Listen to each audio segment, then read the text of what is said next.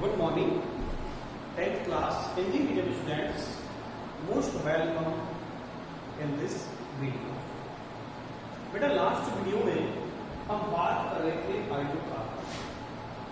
उस वीडियो में आपने हाइड्रोकार्बन के जो भाग हैं उनके बारे में पढ़ा कि हाइड्रोकार्बन है क्या, हाइड्रोजन और कार्बन या कार्बन और हाइड्रोजन से मिलकर बने हुए हाइड्रोकार्बन कहलाते हैं।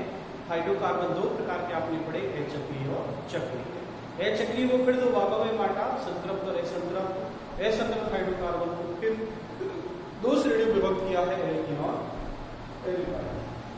देन फिर आपने चक्रीय हाइड्रोकार्बन को दो तरह से पढ़ा, एलिसाइक्लिक एंड एरोमेटिक।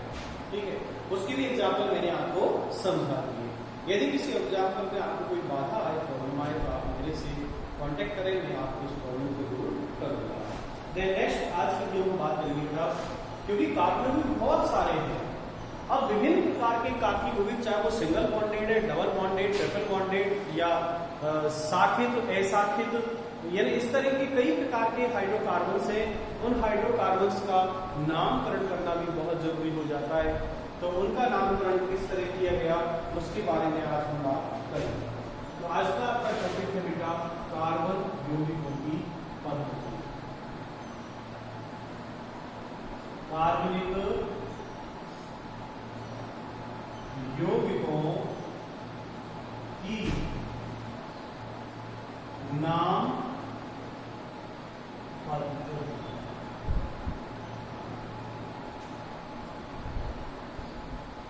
कार्बनिक यौगिकों की नाम पद्धति। ठीक है, यहां से इसको स्टार्ट कर।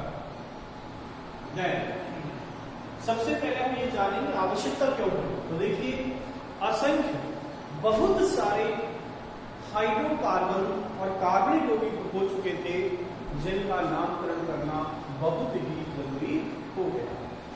इसलिए कार्बन नामकरण की 3 विधियां प्रचलित हुई। तो हम सबसे पहले बात ये करेंगे कि कार्बन यौगिकों की नामकरण की प्रमुख पद्धति निम्न प्रकार है। और कौन कौन सी पद्धति हम पढ़ेंगे? कार्बनिक पद्धति हम पढ़ेंगे। नंबर 1 रूढ़ पद्धति। रूढ़ पद्धति इसे कहते हैं ट्राइबल सिस्टम। ट्राइबल सिस्टम, ठीक है। और दूसरी पद्धति है व्युत्पन्न। व्युत्पन्न पद्धति इसे कहते हैं डेरिवेट। ठीक है, क्या कहते हैं? Derivative system.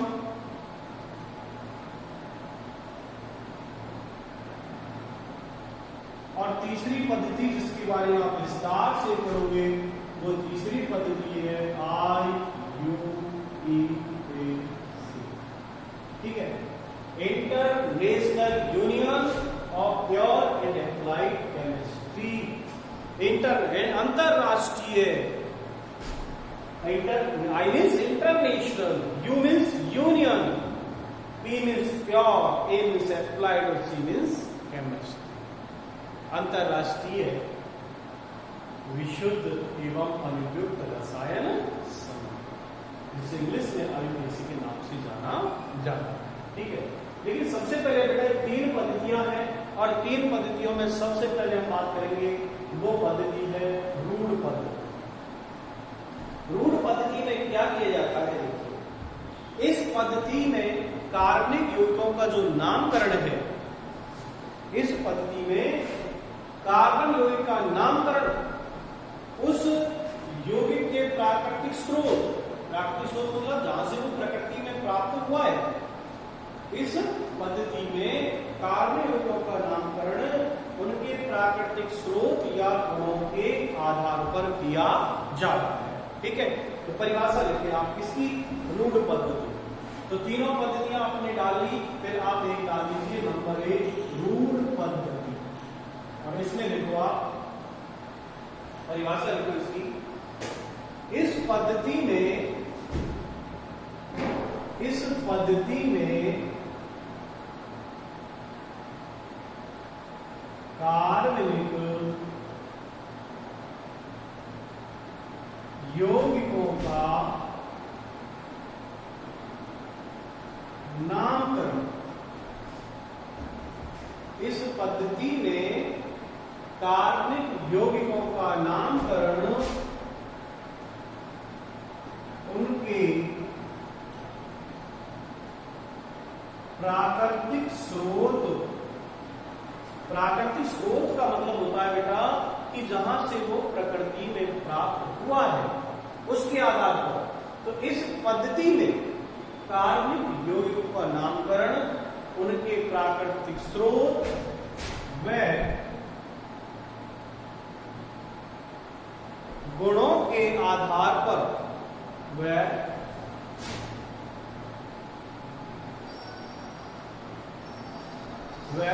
गुणों के आधार पर किया जाता है। इस पद्धति में कार्बनिक यौगिकों का नामकरण उनके प्राकृतिक स्रोत तथा गुणों के आधार पर किया जाता है। जैसे अब यहां हम कुछ बात करेंगे। जैसे मैथेन के बारे में सबसे पहले बताऊंगा कि मैथेन एक मार्स गैस है। कैसी गैस है? मार्स। क्योंकि उसका प्राकृतिक स्रोत है दलदल से प्राप्त। मार्स कहते हैं दलदल को, तो दलदल से प्राप्त होती है, इसीलिए उसका नाम है मार्स गैस। इसमें मैं बात करूंगा मेथेनॉल। मेथेनॉल जो कास्ट स्प्लिट है और उसे लकड़ी के भंजक आसवन से प्राप्त किया जाता है। इसमें बेटा मैं बात करूंगा एसिटिक अम्ल। एसिटिक अम्ल जिसे सिरके से प्राप्त किया जाता है। देन इसमें मैं बात करूंगा फॉर्मिक अम्ल। फॉर्मिक अम्ल जिसको चींटी के भंजक आसवन से प्राप्त किया जाता है। और इसमें बात करूंगा मैं लैक्टिक अम्ल की, जिसे दूध से प्राप्त किया जाता है। यानी ऐसे कार्बनिक पदार्थ जिनके प्राकृतिक स्रोत और गुणों के आधार पर उनको इस पद्धति में शामिल किया गया। तो देखिए उदाहरण या आप एक सारणी बनाएंगे। सबसे पहले उसमें मैं कुछ सूत्र बताऊंगा और ये सूत्र आप आगे सीख पाओगे। अभी ये पद्धति है क्योंकि ज्यादा प्रश्न तो है नहीं, है ना, लेकिन हम सिलेबस के अनुसार इसको पढ़ते हैं। सबसे पहले हम लिखेंगे कौन कौन से सूत्र जिनके बारे में हमें अध्ययन करना है। दूसरा लिखेंगे उस सूत्र का रूढ़ नाम क्या है, रूढ़ नाम या रूढ़ पद्धति का नाम। और तीसरा हम पढ़ेंगे प्राकृतिक स्रोत, कि उसका स्रोत क्या है, वो कहां से प्राप्त हुआ है। ठीक है, तो देखिए सबसे पहले मैं बात करूंगा मैथेन। क्रम संख्या नंबर सूत्र है CH4। क्या नाम? सूत्र है CH4, जिसे वैसे मैथेन कहते हैं, क्योंकि मैथेन तो IUPAC नाम हो जाएगा। इसका रूढ़ नाम है मार्स गैस। आज तो हम इसको मैथेन कहते हैं, लेकिन रूढ़ पद्धति में इसको मार्स गैस कहा जाता है, क्योंकि यह दलदल से प्राप्त है। तो प्राकृतिक स्रोत इसका क्या होगा? दलदल से प्राप्त। दलदल का मतलब होता है मार्स। दलदल से प्राप्त। अब दलदल कहाँ है? देखिए आप, कहीं पहाड़ों की तलहटी या पहाड़ों के टॉप पर जहां कहीं हम चलते हैं या कोई कुछ पीटते हैं और आवाज वहां पर ऐसे, जैसे अंदर ऐसा लगता है ना कोला है, जैसे लार्वा टाइप हो, या ऐसा कोई पदार्थ अंदर गैस भरी हुई है, तो वो दलदल भाग होता है। जहां अंदर ऐसा महसूस होता है कि अंदर से खोखला गैस भरी हुई, वो भाग होता है दलदल। तो इसे हम लिखेंगे दलदल से प्राप्त। ठीक है। दूसरा हम लिखेंगे सूत्र CH3OH। अब वैसे तो मैथेनॉल है, लेकिन अभी हम मैथेनॉल नहीं बोलेंगे क्योंकि मैथेनॉल IUPAC हो जाएगा। हमें नाम सब IUPAC में याद रखने हैं ज्यादा। ये तो रूट नाम है। अब इसका रूट नाम इसे कहते हैं cast split. Cast split, cast split. अब कास्ट का मतलब क्या है? लकड़ी। क्या है? लकड़ी। और ये लकड़ी से प्राप्त करेंगे, जिसका प्राकृतिक स्रोत है लकड़ी के भंजक आसवन से प्राप्त, और ये भंजक आसवन आपने क्लास 9 में बेटा पढ़ा होगा। आसवन का मतलब दो ऐसे घुलनशील पदार्थ जिनको पृथक करने के लिए विधि काम लेते हैं उसे आसवन कहते हैं। ठीक है, देन नेक्स्ट, ये तो हमने मैथेन पढ़ा, मतलब मार्स गैस, ये हो गई कास्ट स्पीड, ये दलदल से तो मार्स, ये लकड़ी से प्राप्त तो कास्ट। तीसरा पढ़ते बेटा एसिडिक अम्ल CH3COOH, देखो सिरके से प्राप्त है और इसको रूट नाम दिया जाता है एसिटिक अम्ल। एसिटिक अम्ल, और ये प्राकृतिक स्रोत है, सिरके से प्राप्त, सिरका गलने से प्राप्त होगा और उस सिरके से इसको प्राप्त किया जाता है। देन नेक्स्ट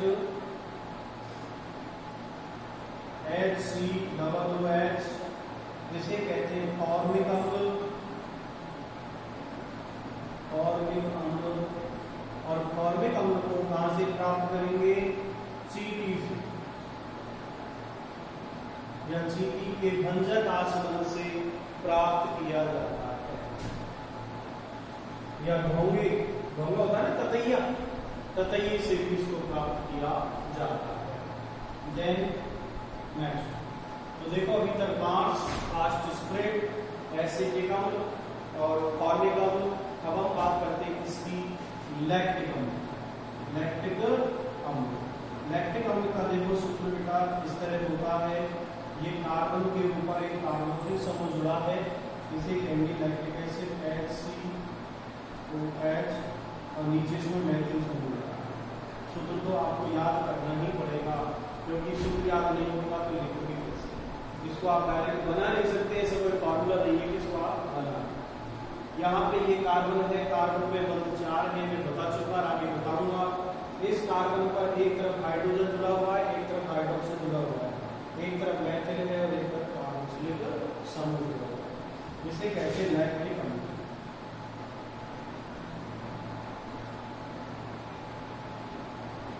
लैक्टिक अम्ल, और लैक्टिक अम्ल, लैक्टिक शब्द बना है लैक्टम से, लैक्टम का मतलब होता है दूध, तो ये दूध से प्राप्त होता है। उतार दीजिएगा केवल।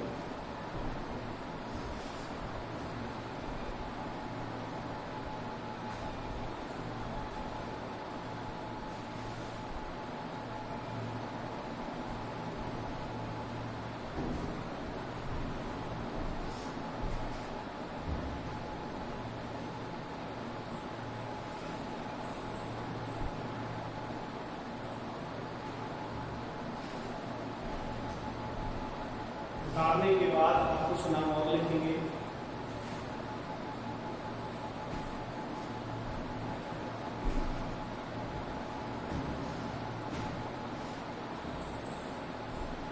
इसको उतारने के बाद आप नीचे एक लाइन लिखेंगे कि रूढ़ पद्धति में, रूढ़ पद्धति में असाकित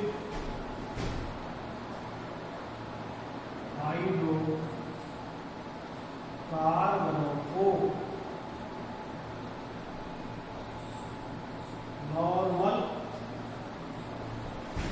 या एन यौगिक कहते हैं।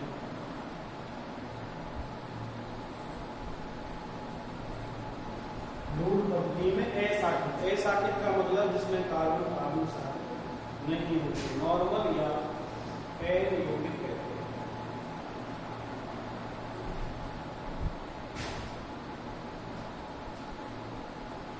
जैसे n pentane, n butane, n hexane, यदि वो असाकित है।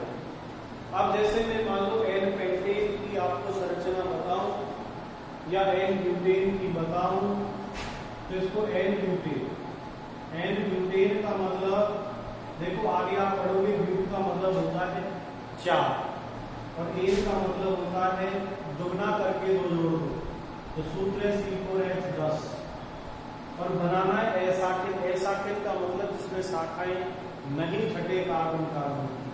तो इसमें देखो किस तरह हम बनाएंगे इसको। कार्बन 1 2 3 और 4। देखो कहीं शाखा है इसमें नहीं है, तो इसमें शाखा नहीं है, तो ये नॉर्मल है, सामान्य है। अब हाइड्रोजन जोड़ दो इसमें, एक बंद यहाँ लगा हुआ है, हाइड्रोजन 10 है हमारे पास, एक बंद है, 3 बंद खाली है, तो 3 हाइड्रोजन जोड़ दो। इस कार्बन पर 2 बंद है, 2 खाली है दोनों तरफ, तो 2 हाइड्रोजन जोड़ दो। इस कार्बन पर देखो आप दोनों तरफ बंद है, 2 खाली है, 2 हाइड्रोजन जोड़ दो। इस कार्बन पर एक तरफ बंद है, तीनों तरफ खाली है, 3 जोड़ दो। तो ये है एन ब्यूटेन। इसी तरह आपको बताऊं मैं n pentane. N pentane, pent का मतलब होता है 5, तो 5 2 10 और 2 12। इसमें भी कार्बन ऐसे ही आपको जोड़नी पड़ेगी। देखो एसाकिल का मतलब जिसमें शाखा नहीं है। अब देखो यहाँ इस कार्बन पर एक तरफ 3 बंद है, 3 साइड खाली है, 3 हाइड्रोजन लगा। इस कार्बन के दोनों तरफ बंद लगे हुए, बाकी 2 खाली है, 2 लगा। इस पर भी आप देखो इधर बंद है, इधर है, 2 बंद है। मेरे कार्बन पर बंदों की संख्या 4 होनी चाहिए, ये ध्यान रखना। इस तरह इसमें भी आप यहाँ 2 लगा दें और यहाँ देखो कंप्लीट। तो इस तरह की संरचना होती है, वो कैसी होती है, नॉर्मल। ठीक है, दूसरा पॉइंट लिखेंगे। और दूसरे पॉइंट में आप ये लिखेंगे कि यदि कोई ऐसी संरचना हो, ये जो समूह है ना इस तरह का जो समूह होता है ना, ये समूह, इस समूह को आइसो कहते हैं। क्या कहते हैं, आइसो। बंद देख लो, एक बंद है तो 3 लगाएंगे यहाँ पर, इसको मैथिल कहते हैं CH3। यहाँ 1 2 3 बंद हो रहा है, हाइड्रोजन लग जाएगा 4, यहाँ पर CH2। इस तरह ऐसे जो समूह होते हैं, इन समूह को आइसो, इन समूहों को आइसो कहा जाता है। इन समूहों को क्या कहेंगे, आइसो कहा जाता है। अब ऐसे देखा जाए कार्बन 1 2 3 4 है, तो ये आइसोब्यूटेल हो जाएगा। ऐसे समूह को आइसो कहते हैं। अब इसका मैं नामकरण कर दूं चाहे, ठीक है। कार्बन 1 2 3 और 4, तो आइसोब्यूटेन हो गया। और यहाँ यदि मैं ये जोड़ दूं, तो अब इसका नाम है आइसो। कार्बन मिल लो कितने हैं, 1 2 3 4 5, हाइड्रोजन 3 और 3 6 7 और 2 9 3 12। सूत्र इससे मैच कर रहा है ना, तो है तो यही पेंटेन है, लेकिन कार्बन शाखित हो गया, कार्बन शाखित हो गया, तो ये अब कहलाएगा आइसोपेंटेन। है तो पेंटेन, लेकिन आइसोपेंटेन पेंटेन का ही समावेशी है, ये पेंटेन का ही समावेशी है। कि सूत्र समान लेकिन संरचना अलग अलग।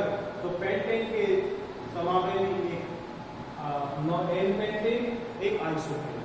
ठीक है, अब नेक्स्ट देखते हैं एक और उदाहरण।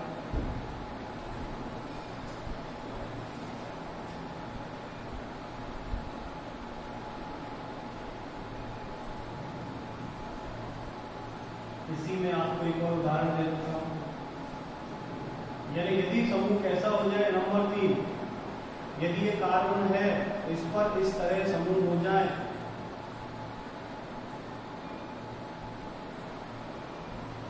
ठीक है, इस तरह समूह हो जाए,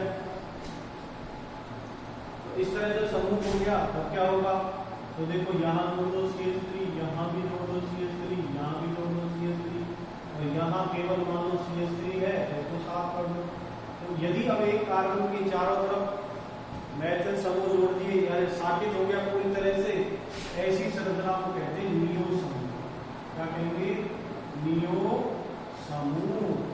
अब इसका नाम क्या है, इसका नाम है नियो पेंटेन।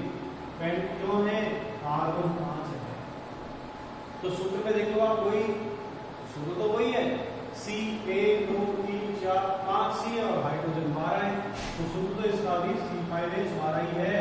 तो आपने एन पेंटेन उदाहरण लिया, आइसोपेंटेन लिया, नियोपेंटेन लिया, सूत्र सबका एक जैसा है लेकिन संरचना बदल जाती है, इसलिए इनको रूढ़ पद्धति के समावयवी कहते हैं। क्या कहते हैं? समावयवी। तो इस उदाहरणों को भी आप उतार लें। नेक्स्ट हम पढ़ेंगे व्युत्पन्न पद्धति।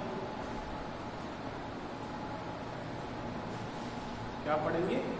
व्युत्पन्न पद्धति।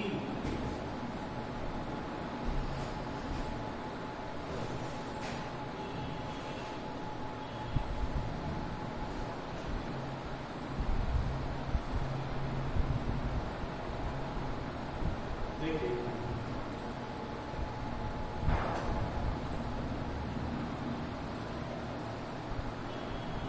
समावयवी आप पेंटेन के 3 कर लेना,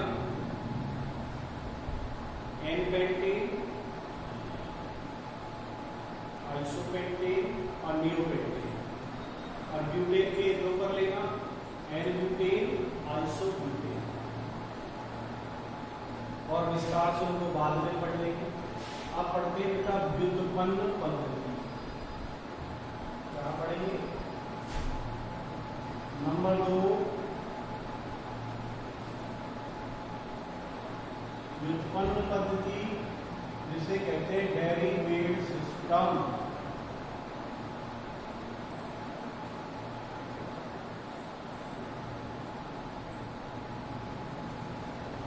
डेरिवेटिव सिस्टम। देखो नेक्स्ट,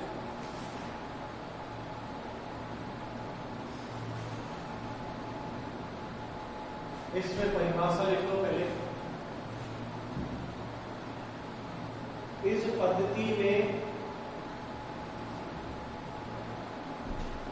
पद्धति में कार्बनिक यौगिकों का नामकरण, इस पद्धति में कार्बनिक यौगिकों का नामकरण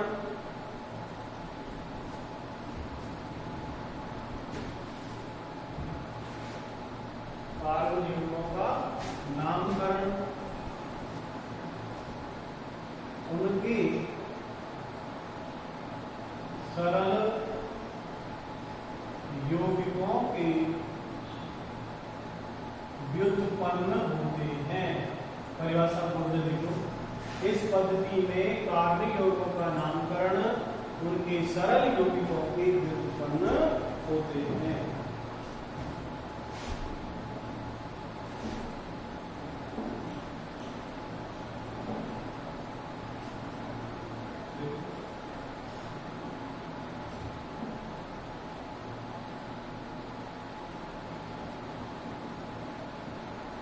यहां हम इसमें लिखेंगे, इधर तो लिखेंगे सूत्र,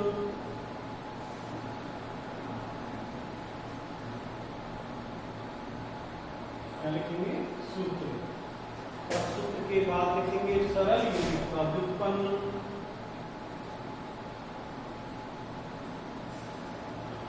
सरल यौगिक का व्युत्पन्न। यहां लिखेंगे व्युत्पन्न नाम।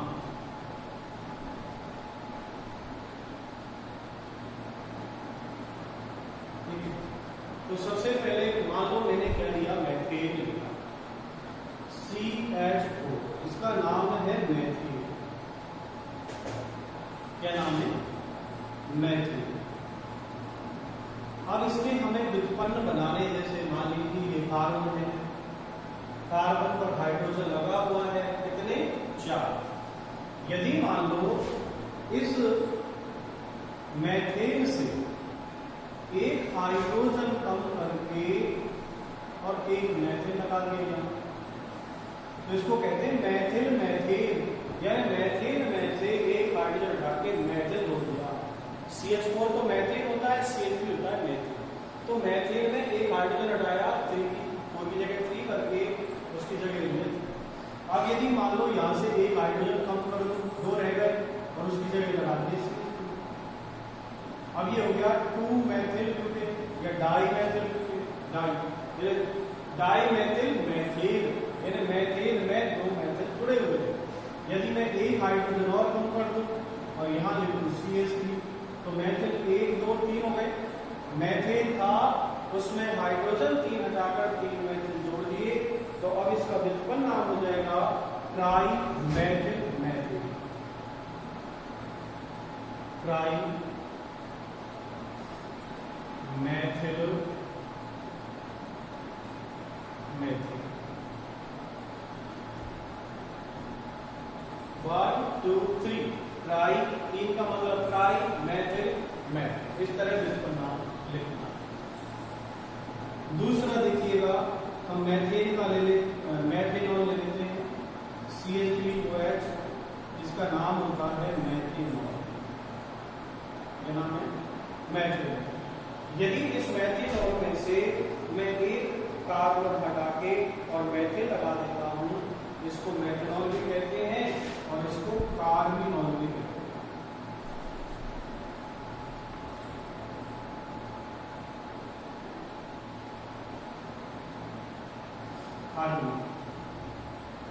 अब यहां से मान लो CH3OH है, यहां से मैंने एक हाइड्रोजन कम किया तो 2 रह गया। अब जो हाइड्रोजन हटाया है उसकी जगह पे जोड़ देता हूं CH3 तो इसका नाम हो जाएगा मेथिल मेथेनॉल या मेथिल कार्बिनॉल। इसको नाम दे दिया हमने मेथिल कार्बिनॉल।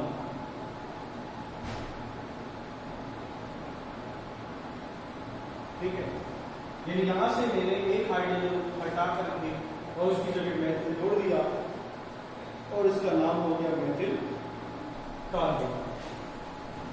तीसरा उदाहरण और जिसमें हम मान लो एसिटिक अम्ल लें CH3COOH जिसे कहते हैं एसिटिक अम्ल।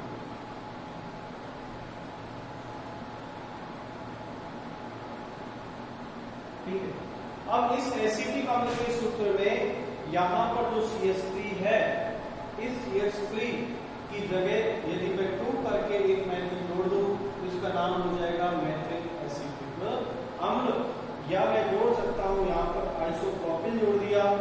ठीक है, जो संरचना होती है आइसो वाली, जैसे ये संरचना यहां पर ये आइसो 5 है, जैसे ये संरचना होती है ना, ये इस संरचना को कहते हैं आइसो। क्या कहते हैं इसको? आइसो। और यदि कार्बन 1 2 3 है, 3 का मतलब होता है प्रोप। क्या होता है? प्रोप। और हाइड्रोजन में कार्बन 3 है तो 3 को भी छेड़ दो, 8 हाइड्रोजन होने चाहिए। यहाँ हाइड्रोजन 7 है, एक हाइड्रोजन कम है तो एक हाइड्रोजन कम होने पर लग जाता है इल। ये हो गया आइसोप्रोपिल। आइसोप्रोपिल। तो यदि मैं एक हाइड्रोजन हटा के इसमें से या इसमें से यहां से मैं एक हाइड्रोजन हटा के जोड़ दूंगा तो हो जाएगा आइसोप्रोपिल कार्बिनॉल। यदि मैं यहां से हटाकर एक हाइड्रोजन हटाया और यहां जोड़ दूंगा संरचना को तो वो हो जाएगा आइसोप्रोपिल एसिटिक अम्ल। और यदि केवल मैं यहां पर मेथिल लगाता हूं, जैसे देखो CH3COOH तो 3 हाइड्रोजन को कर दूं मैं यहाँ 2 और एक हाइड्रोजन हटाया उसके स्थान में लगा दिया CH3 तो अब इसका नाम हो जाएगा, ये तो एसिटिक अम्ल है, ये मेथिल जुड़ गया तो नाम हो जाएगा मेथिल एसिटिक अम्ल। ठीक है, इस तरह की वो समझो छोड़ते हैं हम वो वाला इसमें। तो देखो ये तो है CH3COOH एसिटिक अम्ल है, यहां से एक हाइड्रोजन हटा दूं तो 2 रह गया और जो वो समूह है उसको मैं यहां जोड़ देता हूं तो CH, एक CH3 नीचे और एक ऊपर। अब देखो ये यहां तक हो गया आइसो और ये है एसिटिक अम्ल तो आइसोप्रोपिल, इसका नाम हो जाएगा आइसोप्रोपिल